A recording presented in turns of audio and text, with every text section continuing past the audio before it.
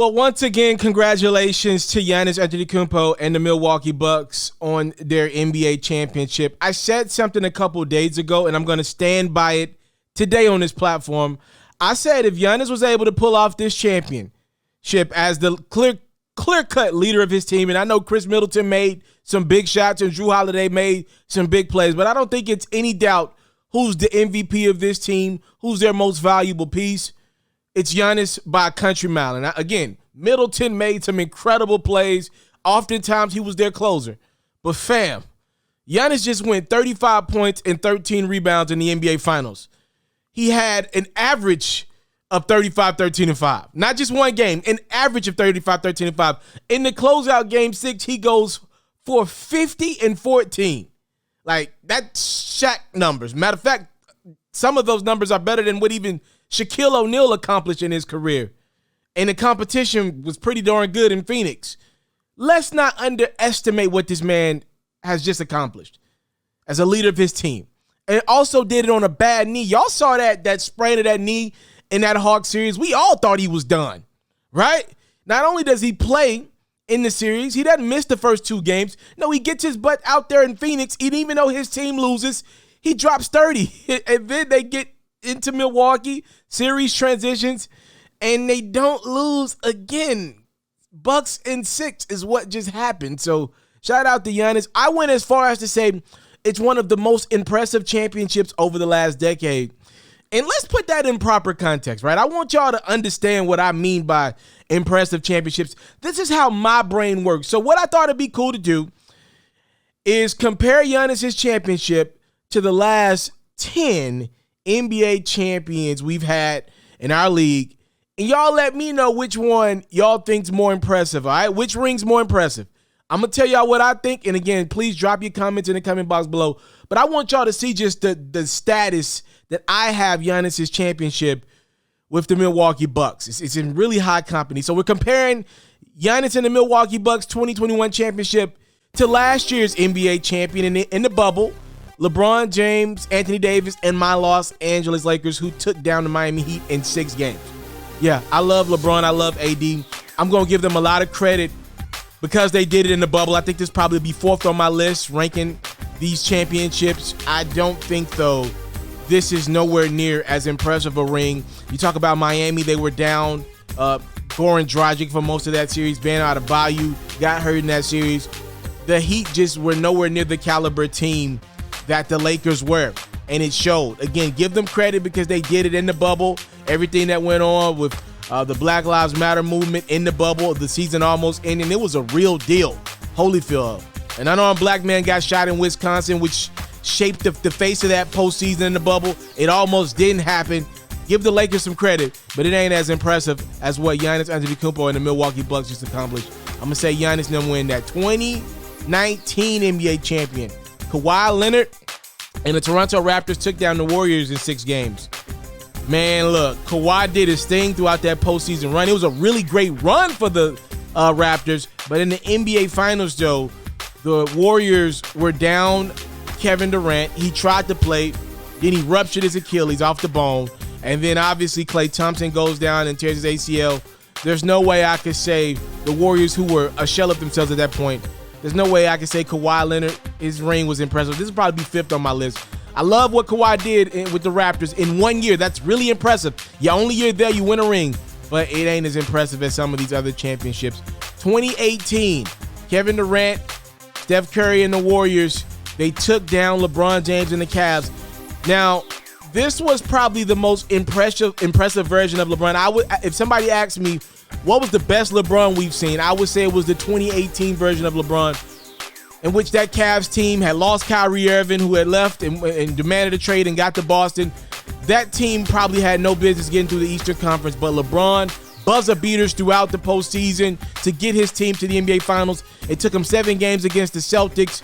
Still got him to the Finals, but they were not competitive at all against that Warriors team. Just dominated them. Kevin Durant knocked down a big shot, took care of business. What was that, 4 games?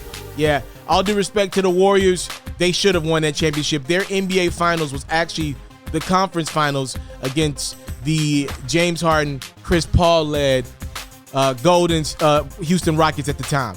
All right, so let's keep it moving. 2017. This was the Golden State Warriors winning their first championship with Kevin Durant on their roster, taking down once again LeBron James and Kyrie Irving at the time, Kevin Love and the Cleveland Cavaliers. This one was a little more impressive than 2018. I still don't have it nowhere near the impressiveness of what Giannis just accomplished. You know, you look at that team in Golden State, they got a pass. Kawhi Leonard had them down, and the Spurs had them down like 20-some points in game one of the conference finals that year. But remember, Zaza Pachulia undercut him. And then from that point on, obviously the Spurs just lost because Kawhi was done for the year. Yeah, I'm sorry, man. It was a much more impressive ring than 2018, 2017. But LeBron and Kyrie clearly were not on the same page at the time. Kyrie demanded a trade after that season. I just don't think it's as impressive. When you talk about the talent that was on display in Golden State, you had 3 of the 5 best shooters in the league. Kevin Durant joined a team that didn't need him. Sorry, B. I don't look at it as an impressive ring. That's just me. 2016, LeBron James and Kyrie Irving go crazy. The Cavs come back from down 3-1 against the Golden State Warriors. This was the best team in NBA history from the regular season standpoint, 73-9. We remember. Literally, LeBron and Kyrie just go into that mode and they don't lose after falling down 3-1. It was impressive. The 41 points between Kyrie and LeBron in the same game. What was that? Game 5. You talk about Draymond going down, a suspension for game 6, then game 7. LeBron with the big block and Kyrie Irving with the shot. This is where it gets tough. I actually would say that ring for LeBron and the Cavs is close, man. And when I say it's close, I literally believe it is close. This is the closest one we got on this list for me.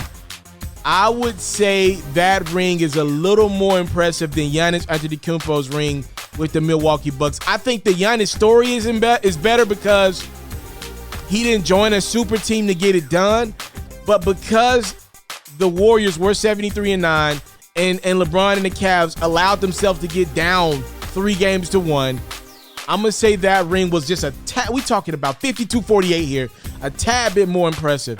2015, LeBron and the Cavs losing 6 games to the Golden State Warriors. This is no KD. In 2015, Steph Curry and his team just ball out. This is the Andre Iguodala Finals MVP year. I just don't think it was the most impressive ring. Remember, Kevin Love went down in the first round. Kelly Olynyk broke his arm. And then Kyrie Irving went down in game 1 of the NBA Finals. LeBron almost beat them by his damn self, him and Matthew Dellavedova.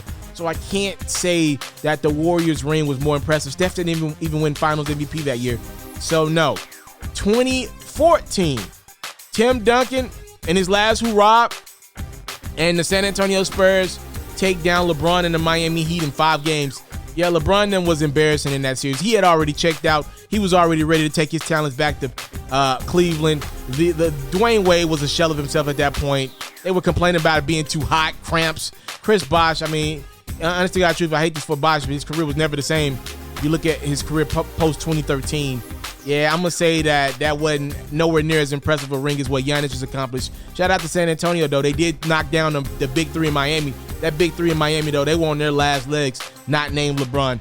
2013, this was the LeBron James-led Miami Heat squad beating San Antonio in a grueling 7-game series. Remember that one where Ray Allen makes the shot of all shots to force a decisive Game 7?